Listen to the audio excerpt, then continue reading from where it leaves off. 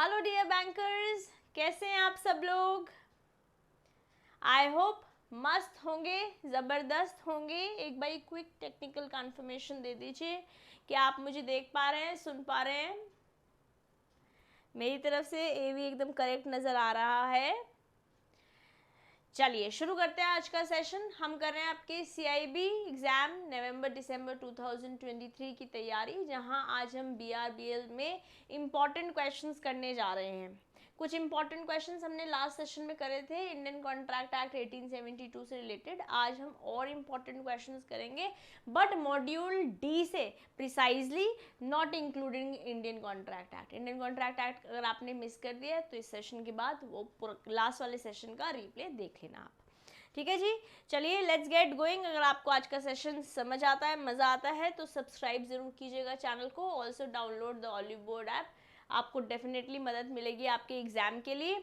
Okay, मेरे साथ एकदम एंड तक बने रहना, क्योंकि आज बहुत बेहतरीन क्वेश्चंस मैं आपके साथ करने वाली हूँ। Apart from direct question, one line question जो हम मैकमिलन में पढ़ते हैं, जो मैकमिलन में आपने पढ़े होंगे, आपने चैनल पे अटेंड किया होगा, पूरा एक बार सिलेबस हम करा चुके हैं। मॉड्यूल ए से मॉड्यूल डी तक हर एक एक्ट को हमने इंडिविजुअल 1 डे दिया है। आपने अगर वो वीडियोस भी नहीं देखी हैं तो आप प्लेलिस्ट में जाके चेकआउट कर सकते हैं। Okay, now coming to today's session. आज हम मॉड्यूल डी से रिलेटेड क्वेश्चंस करेंगे। एंड तक बने रहिएगा ताकि आपको ज़्यादा क्वेश्चंस और कैसे बन सकते हैं apart from one liner questions, कैसे 4 ऑप्शंस के 4 ऑप्शंस आते हैं, उनके बारे में मैं आपको एक्सपोजर देने वाली हूँ। ओके, चलिए, this is me and a little bit about my self. My name is CMA दिशा दुआ, and here are few of my qualifications. Okay, let's get going. Here is question number 1 on the screen. पहला प्रश्न क्या बोलता है? ऐसे questions बहुत दिखने को मिले हमें ऑलमोस्ट हर सब्जेक्ट में। BRBL में बहुत ज़्यादा नहीं आए थे जून में, बट बाकी सारे सब्जेक्ट्स में सारे क्वेश्चंस ऐसे ही बने थे। तो हो सकता है ये दिसंबर अटेम्प्ट में थोड़ा सा इसको अपग्रेड कर दें, हमारे BRBL को भी थोड़ा सा अपग्रेड कर दें, अपार्ट फ्रॉम वन लाइनर्स ऐसे क्वेश्चन ज़्यादा पूछे जाए। ठीक है, ऐसे क्वेश्चंस पूछे थे, बट हो सकता है इसकी फ्रीक्वेंसी बढ़ा दी जाए दिसंबर अटेम्प्ट में, तो आपको ये क्वेश्चंस आने चाहिए। आइए, क्वेश्चन नंबर 1 क्या बोलता है? क्वेश्चन नंबर 1 बोलता है आपको बताना है इनमें से विच of the following is or are false. ठीक है, ऑप्शंस में आर ही दिख रहा है, दो दो ही है, तो हमें आर ही है, मतलब जो भी स्टेटमेंट्स हैं इसमें से एक से ज़्यादा स्टेटमेंट फॉल्स है, क्योंकि ऑप्शंस ही ऐसे हैं। ऐसे अपन को नॉर्मल थिंकिंग से क्वेश्चन को सॉल्व करना है। Okay, it is compulsory to enter into a partnership deed. पहली स्टेटमेंट है कि आपको कंपल्सरली पार्टनरशिप डीड में आना ही है। क्या ये स्टेटमेंट ट्रू है? Is it compulsory? No, it is not compulsory. तो ये तो आंसर हो गया फॉल्स। कहने का मतलब है जहाँ जहाँ ए है वही सही हो सकता है, ए यहाँ नहीं है, यहाँ भी नहीं है, तो दो ऑप्शंस तुम्हारे ऑटोमेटिकली कैंसिल हो गए। अब वहाँ 50-50% चांस है राइट आंसर देने के। करेक्ट है। चलिए बी पढ़ते हैं। The partners are free to decide their mutual rights and liabilities. Mutual rights और लायबिलिटीज पार्टनर्स अपने आप डिसाइड कर सकते हैं। जैसे आप और मैं पार्टनर्स हैं, हमने डिसाइड किया कि मैं टैक्स देखूंगी और आप मर्जर्स देखेंगे, है ना। आपने कहा मैं मर्जर्स देखूंगी, मैंने बोला मैं टैक्स देखूंगी, तो हमने म्यूचुअल राइट्स, हमने अपनी ड्यूटीज़ देख ली, वैसे राइट्स भी डिसाइड कर लेंगे। तो ये स्टेटमेंट तो ट्रू है। कहने का मतलब है जहाँ जहाँ बी है वो आंसर गलत है। ठीक है, बी यहाँ पर दिख रहा है हमारे को, तो ये गलत हो गया। ये तो हमने पहले ही गलत कर दिया था, और ये हमने कहा क्योंकि ए नहीं था इसका, हमें भी हमने बाकी स्टेटमेंट सी और डी पढ़ी भी नहीं, तभी हमारे को पता चल चुका है C will be the right answer. But still to make sure कि हम सही आंसर दे रहे हैं या नहीं, हम सी और डी पढ़ लेंगे। चलिए, a partnership deed can even provide the particular partner would not take part in day-to-day business decisions of partnership firm. कोई एक पार्टनर पार्टनरशिप डीड में लिखा हो सकता है कि डे टू डे बिजनेस में काम नहीं करेगा, है ना, कंट्रीब्यूशन करेगा कैपिटल में, पीएनएल में पार्टिसिपेट करेगा। यस, कोई लॉसेस होंगी तो उसकी लाइबिलिटी उसकी भी खड़ी होगी उस पार्टनर की, बट मैनेजमेंट में पार्टिसिपेट नहीं कर रहा है। ऐसे पार्टनर को स्लीपिंग या डॉर्मेंट पार्टनर कहते हैं, विच इज़ अगेन ट्रू। हमें पता ही है सी डी जो है वो फॉल्स होने वाला है with the option that we have. चलिए फिर भी पढ़ लेते हैं। Consent of all partners is not necessary to change the nature of business carried on by the firm. क्या ये बात सही है? Of course it is false, क्योंकि सारे पार्टनर्स का कंसेंट लगता ही है जब हम फर्म के बिजनेस का नेचर ही चेंज कर रहे हैं। यस तो आंसर क्या हो जाएगा दोस्तों? Answer will be C, that is A and D.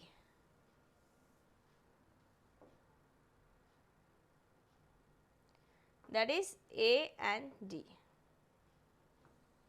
This is the right answer. Okay, let's go to question number 2. Question number 2 क्या बोलता है? ये भी एक अच्छा क्वेश्चन है, ये मैकमिलन से ही उठाया मैंने क्वेश्चन। सेकेंड क्वेश्चन क्या बोलता है? When a person who is not at all a partner, ये पार्टनर है ही नहीं फर्म का, either represents himself और knowingly permits himself, या तो खुद ही बताता है कि हाँ मैं इस फर्म का पार्टनर हूँ जबकि है नहीं, या फिर कोई अगर बता रहा है कि ये पार्टनर है, उसे पता है ये बात कि मेरा नाम लिया जा रहा है जबकि वो पार्टनर है नहीं। knowingly permits himself to be represented as a partner in a firm, and as a result of this he induces others to give credit to the firm, then this act is known as what? Basically क्या हो रहा है, एक है mister partner, ठीक है, इनका नाम है mister partner not, mister not partner, इनका नाम है मिस्टर नॉट पार्टनर। ये पार्टनर नहीं है, बट इन्होंने ऐसा दर्शाया या तो अपने कंडक्ट से या फिर नोइंगली प्रेजेंट होने दिया कि हाँ भैया मैं पार्टनर हूँ, कि हाँ भैया मैं पार्टनर हूँ, जबकि पार्टनर है नहीं। और इस एक्ट के कारण किसी और बंदे ने इस फर्म को जिसमें पार्टनर नहीं है, इस फर्म को उधार दे दिया या कोई ट्रांजैक्शन में एंटर कर लिया, तो इनकी भी लायबिलिटी खड़ी हो जाती है, जबकि ये पार्टनर है नहीं। ना ये पीएनएल में पार्टिसिपेट करते हैं, ना इन्होंने बिजनेस में कुछ पैसे डाले हैं, ना ही मैनेजमेंट में काम करते हैं। और ऐसे पार्टनर को क्या बोला जाता है? ऐसे पार्टनर को the firm this act is known as outsourcing, holding on, holding out, holding to. ऐसे इस प्रोसेस को, इस जो ये हम बोल रहे हैं, इस पार्टनर को क्या बोलेंगे? This partner is known as partner by holding out, and this act is known as holding out. The answer to this question is C, to DMI, to this answer, sorry, the answer to question number 2 is C, holding out. Okay, let's go to question number 3. ऐसे question जैसे मैंने आपको first बताया, बहुत questions बने हैं, BRBL में भी बने हैं, बट बाकी सारे सब्जेक्ट्स में ज़्यादा बने थे। ओके तो हम इस बार ही लेवल अप देख सकते हैं BRBL में दिसंबर के लिए भी। क्वेश्चन 3 क्या बोल रहा है? Which of the following is or are true, क्योंकि यहाँ पर 1 ऑप्शन भी है तो इस भी हो सकता है कोई एक ही स्टेटमेंट ट्रू हो, तो ध्यान से पढ़ेंगे। अ minor can be a partner in a partnership form, ये तो सरासर गलत है, क्योंकि माइनर सिर्फ बेनिफिट्स के लिए एडमिट किया जा सकता है, क्योंकि माइनर कॉन्ट्रैक्ट में एंटर ही नहीं कर सकता है तो पार्टनर भी नहीं बन सकता है, क्योंकि पार्टनरशिप में एंटर होने के लिए भी तो एक डीड हो रही है ना, एक कॉन्ट्रैक्ट हो रहा है। Yes, a minor can be admitted to the benefits of partnership firm, which is true. तो जहाँ पर भी ए है वो तो आंसर नहीं है, क्योंकि हमसे 2 पूछ रहे हैं ना, ए कहाँ पे है? यहाँ पे, तो C is not the right answer. Okay, but B is the right answer, तो हो सकता है ये आंसर हो या फिर ये आंसर हो, बी भी आंसर नहीं है, जहाँ पे ओनली डी लिखा हुआ है। ठीक है, a minor is personally liable like other partners to pay the debts of the firm. क्या माइनर पर्सनली लाइबल हो सकता है? ऑफ कोर्स नॉट, माइनर की लाइबिलिटी तो ही नहीं देनी ना, इसलिए तो इतने ज़्यादा प्रिविलेजेस दिए हुए हैं माइनर को, तो दिस इज अगेन फॉल्स। जहाँ पर भी सी है that also is not correct, तो ये सी हमारे को यहाँ दिख रहा है, मतलब ये भी सही नहीं है, तो आंसर तो यही है। आइए डी भी पढ़ लेते हैं फिर भी, to rectify, to be sure कि भैया कुछ गड़बड़ नहीं होनी चाहिए हमसे। A minor partner on attaining majority has to give a public notice within 15 days from attaining of majority, which is wrong, क्योंकि क्या होता है, जब भी कोई पार्टनर नहीं, जब भी कोई माइनर एडमिटेड होता है किसी फर्म में ओनली फॉर द बेनिफिट्स, और जब ये पार्टनर जब ये जो बंदा माइनर होता है बेनिफिट्स के लिए ही होता है, और ये बंदा जब 18 साल की उम्र अटेन कर लेता है तो तब क्या होता है। अब जिस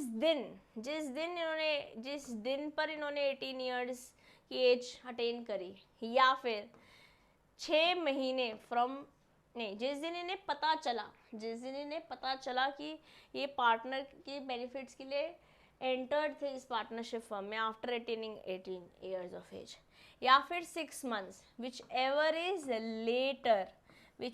इज लेटर, उस दिन से इन्हें मान लिया जाएगा कि ये पार्टनर है। ठीक है, तो नोटिस उस दिन से देना है कि मैं पार्टनर बनने के लिए रेडी हूँ या नहीं रेडी हूँ। अगर रेडी है तो अभी तक जितनी भी पीछे जब वो माइनर थे उस समय की भी इनके ऊपर सारी लाइबिलिटी आ जाएगी। ठीक है, और अगर मना कर देते हैं कि नहीं मैं पार्टनर नहीं हूँ, तो इस बात का नोटिस दे देंगे, एंड देन उनके ऊपर कोई लाइबिलिटी खड़ी नहीं होती, ना आगे की ना पीछे की। Am I clear to everybody?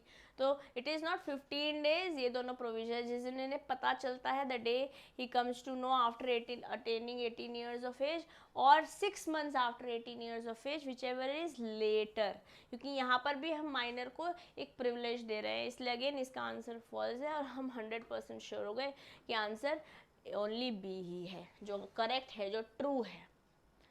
Okay, I hope this is all good. Let's go to question number 4. Question number 4 क्या बोलता है? Question number 4 बोल रहा है which of the following is or are false. यहाँ पे भी is होने का स्कोप है, क्योंकि A एक है ऑप्शन जहाँ खाली ओनली ही आंसर है, तो दिन में ऐसा हो सकता है कि खाली एक ही स्टेटमेंट ट्रू हो, नहीं खाली एक ही स्टेटमेंट फॉल्स हो और बाकी सब ट्रू हो। ध्यान से हमें क्वेश्चन को पढ़ना है, हो सकता है, होने को कुछ भी हो सकता है। ठीक है, on the death of the partner the firm is compulsorily dissolve, ऐसे ही बात है कि फर्म बंद ही होगी क्योंकि पार्टनर की डेथ हो गई है, ऐसी तो बात नहीं है ना। अगर हमारी पार्टनरशिप डीड में हमने कुछ और लिखा हुआ है कि किसी की डेथ से नहीं इम्पैक्ट पड़ेगा तो बिजनेस नहीं बंद होगा, तो compulsorily is not the right word, therefore the answer to this statement will be false. तो जहाँ जहाँ फॉल्स है, जहाँ जहाँ ए है वो तो सही आंसर हो सकता है, इसका मतलब ये ए सही हो सकता है, बी सही हो सकता है और डी सही हो सकता है, C is not the right answer. इसको हमने कट कर दिया यहीं पे। चलिए बी देखते हैं। A partner of an unregistered firm can file a suit against other partners to get his share of profit. एक पार्टनर दूसरे पार्टनर को सू नहीं कर सकता when the firm is unregistered. ठीक है, तो यहाँ बोल रहा है कर सकता है, इसलिए ये भी आंसर फॉल्स हो गया। इसका मतलब है जहाँ जहाँ बी है वो भी सही हो सकता है, इसका मतलब है ये भी सही हो सकता है और ये भी सही हो सकता है, और यहाँ पे खाली ए ही लिखा है, इसका मतलब ये सही नहीं हो सकता है, ए और बी दोनों होने चाहिए ना, तभी तो सही होगा।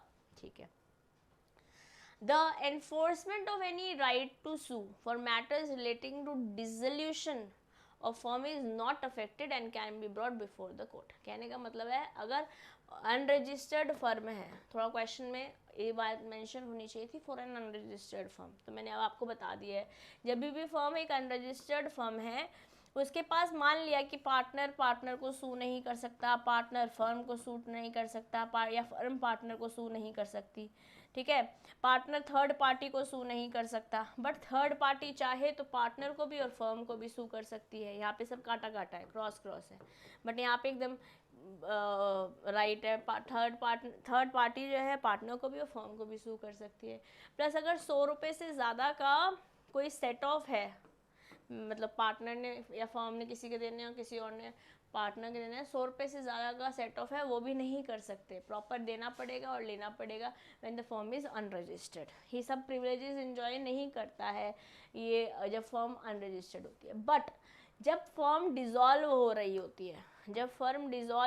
होती है, तब पार्टनर जो है दूसरे पार्टनर को या पार्टनर जो हो फर्म को केस सू कर सकता है, और ये बात यहाँ पर लिखी हुई है, that means this is true. Third C is true, तो जहाँ जहाँ सी है वो गलत है, that's not the right answer, क्योंकि क्वेश्चन में फॉल्स पूछ रहा है, इसका मतलब ये तो आंसर सही नहीं है, आंसर यही होना चाहिए, बट फिर भी हम डी वाला पढ़ लेते हैं। The partner can mutually agree and dissolve the firm, which again is true, which is also true, इसलिए आंसर क्या हो जाएगा, the answer is B, that is A and B. First two statements दोनों ही करेक्ट है। I hope we are all clear कि कैसे questions को आपको सॉल्व करना है. This was question number 4 on the screen. Let's go to question number 5. Question number 5 companies act से नज़र आ रहा है मुझे. आइए देखते हैं क्वेश्चन नंबर 5 क्या बोलता है. Which of the following is or are true. अब यहाँ पे आप ऑप्शन देखिए, कहीं पे भी एक नहीं है, तो इज तो नहीं है, एक से ज़्यादा स्टेटमेंट ही करेक्ट होने वाली है. Okay, let's say, and question is saying true. Let's see. Question में ध्यान से पढ़िएगा. जैसे पीछे वाले क्वेश्चन में पूछ रहा है फॉल्स कौन सा है, उसके पीछे वाले क्वेश्चन में पूछ रहा है ट्रू कौन सा है, और अभी भी हमारे से पूछ रहा है ट्रू कौन सा है. अगर आपने ट्रू फॉल्स पढ़ने में गड़बड़ कर दी तभी भी आप गलत आंसर चूज कर लेंगे. Okay, so be very mindful, very careful when you read the question. ठीक है, आइए क्वेश्चन पढ़ते हैं. Question number 5. A company is an artificial person which is created by law and can be dissolved by law alone. कानून की नज़रों में ही पैदा होती है, कानून की नज़रों में ही इसकी डिसोल्यूशन वाइंडिंग अप बंद होगी. ठीक है, which is true, this is true. तो इसका मतलब जहाँ पे भी 1 है वो सही हो सकता है. 1 यहाँ पर है, यहाँ पर है, और ऑल ऑफ द अबव में भी है. तो इसका मतलब ये is not the right answer. जहाँ 1 नहीं है, that's not the right answer. Okay. A company can enter into contract in its own name and it can acquire and dispose property and can be fined under the provisions of the law for violation of the law. ठीक है, सही बात है. Company अपने नाम पे enter भी कर सकती है किसी कॉन्ट्रैक्ट में, प्रॉपर्टी को बेच भी सकती है, उस पर फाइन भी लग सकता है, विच अगेन इज ट्रू. तो जहाँ जहाँ पे भी 2 है वो भी सही है. तो ये भी सही है, ये भी सही है, और ये भी सही है. करेक्ट है. चलिए आगे बढ़ते हैं. Since a company is a distinct legal person, it has its own signature, that is a common seal with the name of the company engraved on it. ये भी सही बात है. नेम कंपनी वो है ना जिसका कॉमन सील सिग्नेचर की तरह यूज़ करते हैं. जहाँ जहाँ 3 है वो सही है. इसका मतलब यहाँ 3 नहीं है, ये सही नहीं है. या तो ये सही होगा या तो ये सही होगा. Okay. Company is not different from a partnership firm in context of registration. क्या ये बात सही है? कंपनी जैसे पार्टनरशिप फर्म में रजिस्ट्रेशन चाहे कराओ या ना कराओ, मैंडेटरी नहीं है, ऐसा बोलता है क्वेश्चन. ऐसा बोलता है हमारा इंडियन पार्टनरशिप एक्ट 1932. बोल रहे हैं जैसे पार्टनरशिप में रजिस्ट्रेशन नहीं चाहिए, ऐसे ही कंपनी में भी रजिस्ट्रेशन नहीं चाहिए, मतलब मैंडेटरी नहीं है.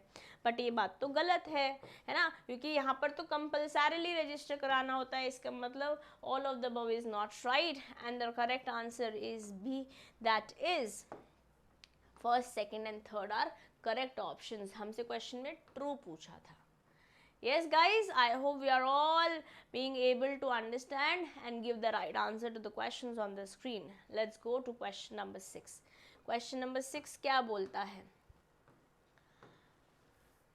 क्वेश्चन नंबर 6 क्या बोलता है? क्वेश्चन नंबर 6 बोल रहा है इनमें से अगेन से बताना है is or are true. Is तो होएगा ही नहीं क्योंकि ऑप्शन ही आर वाले हैं, एक से ज़्यादा ऑप्शन दिख रहे हैं, तो एक से ज़्यादा स्टेटमेंट्स ट्रू होने वाली हैं.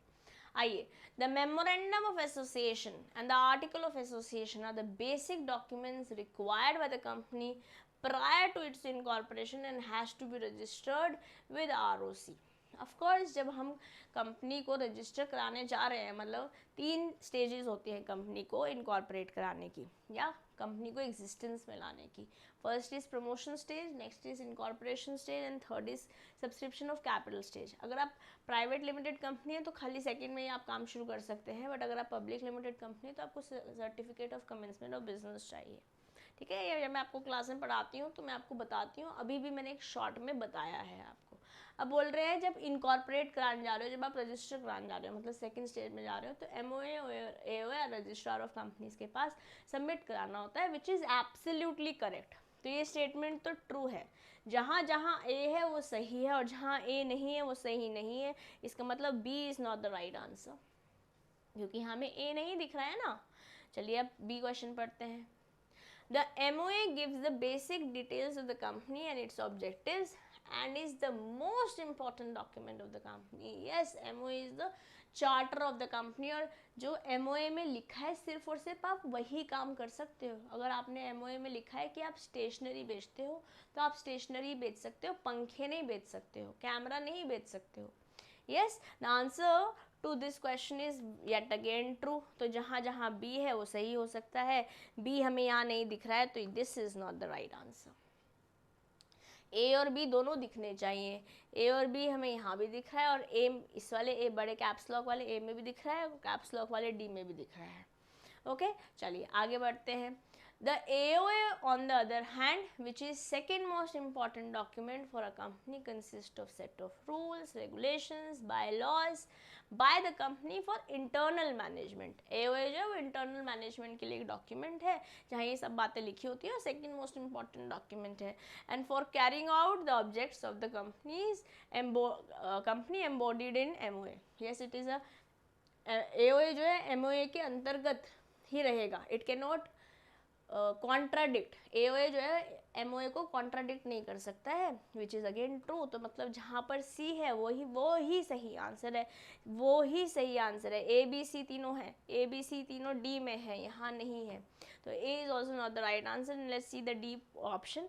डी डेफिनेटली फॉल्स होगा, तभी हमारा ये वाला आंसर सही होगा. Let's read. फिर भी once registered, the effect of registration is that AOA binds but MOA doesn't bind the firm to bind the company to observe all the provisions of MOA and of articles, which is wrong. MOA और AOA दोनों ही bind करते हैं, इसलिए answer false है, और अपन का right answer is D. A, B and C are the correct options for question number 6 on this screen. Yes, I hope guys मज़ा आ रहा है आपको. क्वेश्चंस कैसे सॉल्व करने हैं, कंसेप्चुअली आपको चीज़ें क्लियर हो रही हैं. Let's go to question number 7. Question number 7 क्या बोल रहा है? Which of the following is or are true. अब यहाँ पे भी हमारे को एक से ज़्यादा ऑप्शंस दिख रहे हैं, तो इस तो सही नहीं है, आर ही होगा. एक से ज़्यादा स्टेटमेंट्स ही करेक्ट होने वाली हैं. आइए पढ़ लेते हैं. Doctrine of ultra vires lays down the company can not carry on objects not permitted by its memorandum of association, which is correct. Ultra vires जो लिखा हुआ है, मतलब व्हाट इज अल्ट्रा वायरस, जो MOA में है सिर्फ वही कर सकते हो आप, है ना. अब ये लिखा हुआ है कि जो MOA में नहीं लिखा है वो आप नहीं कर सकते हो, which is true. Yes, doctrine of constructive notice states that every outsider is assumed to have read the MOA and the AOA, which again is true.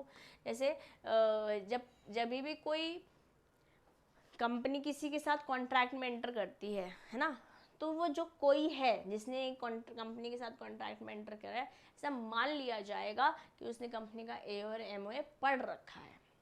This is again true. Okay, तो ए और B जहाँ जहाँ है वो सब सही है. यहाँ पर ए और बी नहीं है, यहाँ पर ए और बी नहीं है, खाली ए और डी में ए और बी है. Yes, doctrine of indoor management lays down that the outsiders are not required to see the compliance of internal regulations of the company, which again is true. यहाँ पर हमारा एक केस स्टडी है, correct है ना, तर्ककांड वाला case law है, जो पढ़ के जाना है आपको, यहाँ से क्वेश्चन बन सकता है. ओके, रॉयल बैंक वाला, रॉयल बैंक वर्सेस तर्ककांड का केस लॉ है, आपको पढ़ के ही जाना है. This again is true, therefore the answer is D to this question. तीनों ही स्टेटमेंट्स ट्रू हैं. This was question number 7 on the screen. Yes, let's go to question number 8. Question number 8 क्या बोलता है? आपको बताना है इनमें से कौन सा या कौन सा फॉल्स है. एक से ज़्यादा ऑप्शंस फॉल्स होने वाले हैं, क्योंकि एक से ज़्यादा ऑप्शंस ही हमें ऑप्शंस में नज़र आ रहे हैं. क्या बोल रहे हैं? TPA basically contains provisions relating to transfer of movable property and goods. Okay, TPA में मूवेबल प्रॉपर्टीज़ होती हैं, विच इज़ फॉल्स, क्योंकि मूवेबल प्रॉपर्टीज़ तो सोगा में होती हैं, ये तो फॉल्स होने वाला है. यस, नेक्स्ट क्वेश्चन क्या है? In a mortgage by deposit of title deed the property given as mortgage has to be situated in notified towns. Again this is also not true. ऐसा ज़रूरी नहीं कि नोटिफाइड टाउन्स में ही होना चाहिए. तो ए और बी जहाँ जहाँ है वो आंसर करेक्ट हो सकता है. ए और बी यहाँ नहीं है, ए और बी यहाँ पर भी नहीं है. या तो ये करेक्ट आंसर होगा या तो ये करेक्ट आंसर होगा. करेक्ट है जी. नेक्स्ट देखते हैं. अ lease from year to year or for any term exceeding 1 year can be made by transfer of possession. mere transfer of possession से चालू हो जाएगा एक साल से ऊपर वाला. ये भी फॉल्स है, क्योंकि एक साल या एक साल से ऊपर वाला कोई भी लीज हो रहा है तो वहाँ पे रजिस्ट्रेशन कंपलसरी होती है. mere possession से काम नहीं चलेगा. तो जहाँ पर सी है सिर्फ ए बी सी तीनों ही हैं, वही करेक्ट आंसर हो सकता है। That means this is not the right answer. इसका मतलब ये डी पढ़ने वाले हैं वो ट्रू होने वाला है, क्योंकि क्वेश्चन फॉल्स है और हमारे पास कोई ऑप्शन बचा ही नहीं है। फिर भी जस्ट टू मेक श्योर कि हम सही आंसर दे रहे हैं, हम डी ऑप्शन भी पढ़ेंगे। In an English law, the property is transferred absolutely by the mortgagor to the mortgagee with the condition to retransfer. This is true. This is how things happen in English mortgage. The answer to this question is C. बोले तो A, B, C तीनों statements false हैं, सिर्फ D option जो है वो true है। Correct है जी। आई होप आप लोग को समझ में आ रहा है, मज़ा आ रहा है, कैसे क्वेश्चंस करने हैं वो आप देख पा रहे हैं। This was question number 8। Let's go to question number 9। Question number 9 क्या बोल रहा है? A lease for agriculture or manufacturing purposes can be terminated by the lessor or the lessee by giving dash notice to one another, 6 months notice या 15 days notice। देखिए, जब भी कोई agriculture या मैन्युफैक्चरिंग के लिए पर्पस के लिए लीज होती है वो ईयर टू ईयर होती है, ठीक है।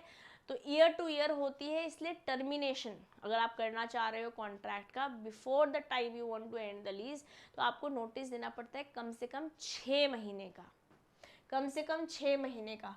बाकी सारी जगह पर, बाकी अपार्ट फ्रॉम एग्रीकल्चर मैन्युफैक्चरिंग जो लीज होती है वो मंथ टू मंथ होती है, और वहाँ पर आप नोटिस पीरियड दे सकते हो बिफोर द टाइम पीरियड, अगर टर्मिनेट करना चाह रहे हो 15 डेज का। यहाँ पर आंसर, क्योंकि क्वेश्चन एग्रीकल्चर मैन्युफैक्चरिंग के बारे में बात कर रहा है, answer will be 6 months. Okay, an easy question. Let's go to question number 10। ये क्वेश्चन मैंने आपका मैकमिलन से उठाया है, इम्पॉर्टेंट है, सिंपल है, ठीक है। The memorandum recording mortgage by deposit of title deed does not require what. जहाँ ये मेमोरेंडम रिकॉर्डिंग मॉर्गेज की होती है वहाँ पे रजिस्ट्रेशन नहीं चाहिए होता है। क्या नहीं चाहिए होता है दोस्तों? रजिस्ट्रेशन नहीं चाहिए होता है। This was question number 10। Let's go to question number 11। Right to information act 2005 से क्वेश्चन है ये, आइए पढ़ते हैं। आपको बताना है is or are true. Are ही होगा क्योंकि ऑप्शन में इज है ही नहीं, एक स्टेटमेंट है ही नहीं, एक से ज़्यादा स्टेटमेंट ट्रू होने वाली है। Okay, the RTI act 2005 repealed the freedom act 2002।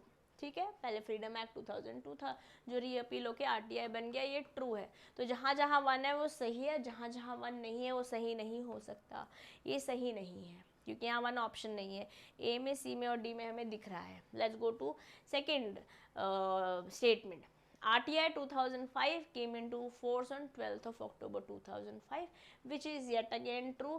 हो सकता है आपको डेट्स याद ना हो तो आप बाकी ऑप्शंस पढ़ के राइट कंक्लूजन में आ सकते हो, ठीक है। जैसे कि RTI 2005 was enacted to contain corruption, this is again true. तो जहाँ पर 1 और 3 है वो सही होगा, 1 एंड 3 दोनों होगा। 2 के बारे में अगर आप नहीं भी श्योर है, मुझे पता है कि 12 अक्टूबर है, बट अगर आपको नहीं याद है, हो सकता है देयर इज अ पॉसिबिलिटी आपको याद ना हो, तो आपको कैसे उस समय अपना प्रेजेंस ऑफ माइंड इस्तेमाल करते हुए राइट आंसर देना है। 1 एंड 3 कहाँ कहाँ है? 1 एंड 3 यहाँ नहीं है, यहाँ भी नहीं है, तो आंसर में ऑटोमेटिकली पता हो चुका है कि 2 भी सही है क्योंकि ऑप्शन ही इस तरीके से है। यस, फिर भी हम पढ़ेंगे fourth option. RTI act 2005 applies to all organisations. All organisations पे नहीं लगता है, सिर्फ पब्लिक अथॉरिटी पर लगता है, जहाँ पे सरकार का इन्वॉल्वमेंट है, चाहे कंट्रोलिंग है, चाहे ओनरशिप है, चाहे असिस्टेंस है, किसी भी तरीका का। तो ये आंसर, ये ऑल है इसलिए फॉल्स है, सिर्फ और सिर्फ पब्लिक अथॉरिटी पे होता है, इसलिए 1, 2, 3 तीनों स्टेटमेंट्स ट्रू हैं and answer will be C2 for you in the question on the screen, question number 11। Okay guys, let's go to question number 12। Public authority का मतलब क्या होता है? पब्लिक अथॉरिटी मतलब कोई भी इस्टेब्लिशमेंट सरकार की, लॉ की, non government organisation and any authority or body or institution of self government established or constituted by or under the constitution, by or any other law made by the parliament, by any other law made by the state legislature, by notification issued or order made by the appropriate government। very easy, very evitable answer to the question number 12। सभी कुछ है ना, तो answer हो जाएगा D to the question on the screen। Yes, I hope मज़ा आ रहा है आप लोग को, समझ में आ रही हैं चीज़ें। Let's go further on excellence batch, है ना। हमने 12 क्वेश्चंस करे, 12 क्वेश्चन में सब क्वेश्चंस बहुत सारे थे, मतलब हर एक इंडिविजुअल स्टेटमेंट हमने कोशिश करी है अपने दिल में उतारने की, कंसेप्ट्स को अच्छे से समझने की, और ऐसे क्वेश्चंस आपके एग्जाम में बनने की बहुत हाई पॉसिबिलिटी है। तो अगर आपको आज का सेशन मज़ा आया तो सब्सक्राइब तो डेफिनेटली कर दीजिएगा, और अगर आपको लगता है हमारी आपको मदद की ज़रूरत है तो this is the one stop solution जो आपको हेल्प करेगा to get the best of your marks, the best of your results in the November-December examination for your CIB, क्योंकि इंडिया के बेस्ट टीचर्स आपको इंडिया के बेस्ट प्लेटफॉर्म पे पढ़ा रहे हैं फॉर CAIB। यहाँ राजीव सर आपको पेपर नंबर 2 BFM पढ़ाएंगे। He carries more than 13 years of experience and he is a JIB CIB expert। Okay, आपको doctor Pradyumna Sharma sir ABFM पढ़ाने वाले हैं, ABFM पढ़ाएंगे, जो he is himself a doctorate PhD हैं, और इन्होंने CS भी किया हुआ है, 10+ years ऑफ एक्सपीरियंस कैरी करते हैं। CA शुभम सर आपको आपका पेपर नंबर 1 AFM पढ़ाने वाले, ABM पढ़ाने वाले हैं, AFM तो जैब में है ना, ABM पढ़ाने वाले हैं CIB में, paper number 1। He is a chartered accountant, बेहतरीन तरीके से आपको ये सब्जेक्ट आपका पढ़ाने वाले हैं। मैं आपको पढ़ाऊंगी BRBL, मेरा नाम तो आपको ऑलरेडी पता है, मैं कॉस्ट मैनेजमेंट अकाउंटेंट हूँ, 10+ years ऑफ एक्सपीरियंस मैं भी कैरी करती हूँ, और मुझे पढ़ना पढ़ाना दोनों पसंद है, जो आप मेरी क्लासेस में एक्सपीरियंस करते होंगे। मैं खुद भी बहुत ज़्यादा पढ़ती हूँ, यस। और ये सारे टीचर्स आपको ऑलिव बोर्ड पे मिलने वाले हैं, जहां हम लाइव क्लासेस तो देंगे ही, बट उसी के साथ आपको रिकॉर्डेड क्लासेस भी मिलेंगी। एक्सटेंसिव कवरेज करने वाले हैं क्वेश्चंस के साथ, along with case studies. Content specially teachers ने खुद डिज़ाइन किया है, तो वेल रिसर्च्ड है। प्लस आपको मिलेगा टेस्ट, जो बहुत बहुत इंपॉर्टेंट होता है टू सेल थ्रू। एग्जाम से पहले वाला एग्जाम होता है टेस्ट, है ना, हेल्प करता है ताकि आपको पता चले कि आप कितने पानी में हैं। हर एक सब्जेक्ट के पार्ट 25 टेस्ट मिलने वाले हैं, तो टोटल 100 टेस्ट ये हो गए, 10 फुल टेस्ट मिलने वाले हैं, 40 टेस्ट ये हो गए, 5 टेस्ट आपको डिजिटल और IT डिजिटल अगर आपने लिया है या फिर HRM मिला है तो उसको मिलेंगे, प्लस ऐसे ही बहुत सारे और टेस्ट होते रहते हैं। And to avail all of this you can get yourself enrolled in excellence batch, जो दोनों ही लैंग्वेज में अवेलेबल है, बाइलिंगुअल, जहाँ पे कंटेंट इंग्लिश में होगा बट हम पढ़ाई ज़्यादातर हिंदी में कराते हैं। ओके, और इंग्लिश बैच भी है where the content and delivery both is happening in English as a language. Okay, यहाँ पर आप कैसे एनरोल करा सकते हैं, let me just show it to you. आप मेरा कूपन कोड दिशा यूज़ करके मैक्सिमम डिस्काउंट ले सकते हो वेबसाइट पे। वैसे फीस 3499, बट यहाँ पर भी जो वेबसाइट पे मैक्सिमम डिस्काउंट चल रहा होगा वो आप अवेल कर पाओगे by using my coupon code. आप जाएंगे ऑलिव बोर्ड की वेबसाइट पे, कोर्सेज में जाएंगे, JIB CIB सिलेक्ट करेंगे, थोड़ा सा स्क्रॉल डाउन करेंगे, फीचर्ड CIB कोर्सेज आपको दिख रहे हैं, है ना। बाइलिंगुअल इंग्लिश इंडिविजुअल सब्जेक्ट्स की भी क्लासेस अवेलेबल है। लेट्स से आप बाइलिंगुअल में जाना चाहते हैं, आप अबाउट में जाएंगे, ही कंटेंट में सारी बातें बता देंगे आपको, कौन कौन से टीचर्स हैं, क्या है, कैसे आप पढ़ने वाले हैं। सब्सक्राइब में जाएंगे, 3499 like I told you this fee, but यहाँ पर भी 8 मंथ्स की वैलिडिटी के साथ आपको मिलने वाला है at a very nominal cost of 2274, अगर आप मेरा कूपन कोड दिशा यूज़ करते हैं। बाय नाउ में जाके आप पेमेंट करिए और अपने आप को एनरोल कर लीजिए। I will see you in the next classes, upcoming classes then, ठीक है। बाकी अगर आपको कोई हेल्प, कोई सपोर्ट की ज़रूरत है तो आप इस नंबर पे कांटेक्ट कर सकते हैं हमें, 76760 एंड 5 times 2, सुबह 10:30 से शाम को 6:30 बजे के बीच में।